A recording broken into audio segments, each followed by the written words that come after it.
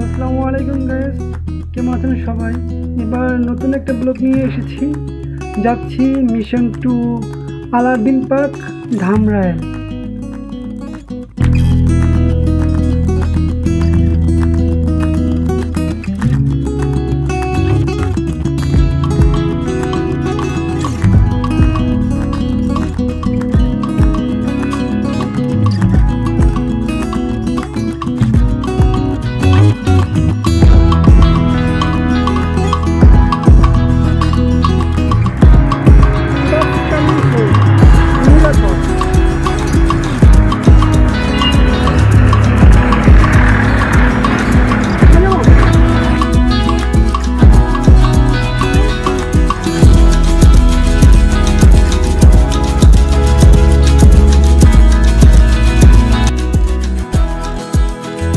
যাওয়ার পথে একটু বিশ্রাম নেওয়ার জন্য নিয়েছিলাম, পানি কেনার জন্য, কিন্তু নামার পথেই দেখলাম যে অনেক সুন্দর একটা নার্সারি, যেখানে ফুল গাছ আর অনেক কিছু রোপণ করে যত্ন সহকারে মানুষগুলো, দেখতে অপরূপ সৌন্দর্য।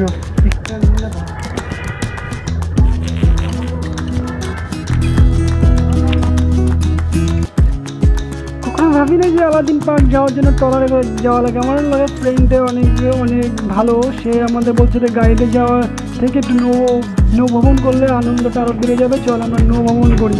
তার জন্য গাড়ি থেকে নেমে নৌ ভ্রমণ করার জন্য প্রস্তুতি নিলাম।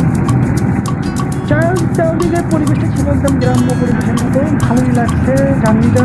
আমাদের সাথেই থাকুন, আরও অনেক ভালো ভালো দেখার জন্য ওয়েট করি।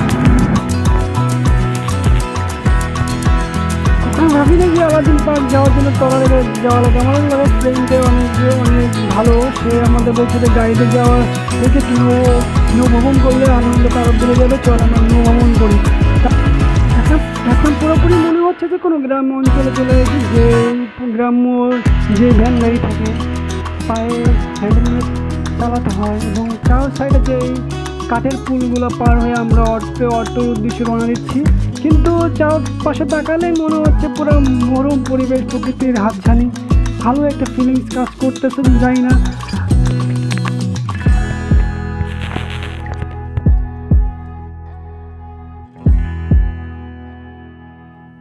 এখন একটাই মূল উদ্দেশ্য আলাউদ্দিন পার্ক। অটোতে উঠে গেছি অলরেডি, এখন আলাউদ্দিন পার্কের জন্য মুভ করতেছি।